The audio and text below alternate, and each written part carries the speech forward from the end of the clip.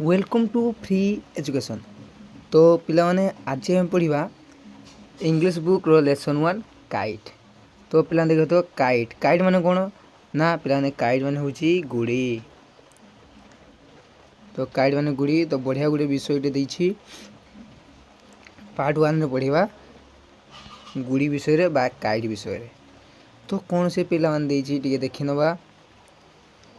तो पिला माने एठी कौन देछि A kite on the ground is just paper and string, but up in the air it will dance and sing.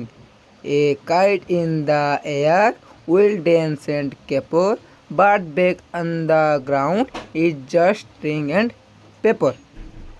तो पिलाने बढ़िया कविता देछि। तो कौन देछि a kite on the ground. तो देछि गोटे गुड़ी जेते बेले is just paper and string जेते गोटे गुड़ी माटी उपरे बा फील्ड बा ग्राउंड बा पड़िया उपरे पड़ी थाए। तो is just paper and string ता कबे गोटे सूता एवं पेपर बा कागज रे तैयारी कोन कागज पेपर पेपर माने पिला ने कोन कागज स्ट्रिंग माने सूता सूता होता है। But up in the air air माने होची पवन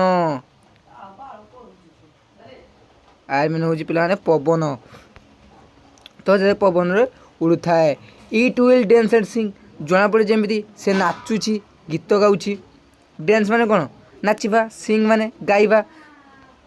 ए काइट इन द एयर से हाबार थाए विल डांस एंड केपर जना पड़े जमी से डांस करी बहुत आनंद रे उत्साहित अच्छी। But back on the ground is just string and paper से जेते पुनछ बा पुणी थे ग्राउंड बा पड़िया ग्राउंड मान कौन पिला माने पड़िया जेते पड़िया को आसे is just string and paper से पुणी थे सामान्य सूता एवं एंड एंड माने कौन पिला माने एवं पेपर माने कागज खंडरे परिणत हो जाए। तो पिला माने आमे छोट बहुत गुड़ी उड़ीछे। तो आशा गुड़ी कौन तुम मैंने जानी। तो जदि भिडियोटी भल लगी है लाइक करो सब्सक्राइब करो। जो पिलाने बुझी पारे ना तो पुणी थे देख किसी कष्ट नहीं बहुत सहजटे थिला एटा। तो किसी पिलाने कष्ट नहीं। तो या नेक्स्ट वीडियो आम यार क्वेश्चन आंसर आलोचना करवा।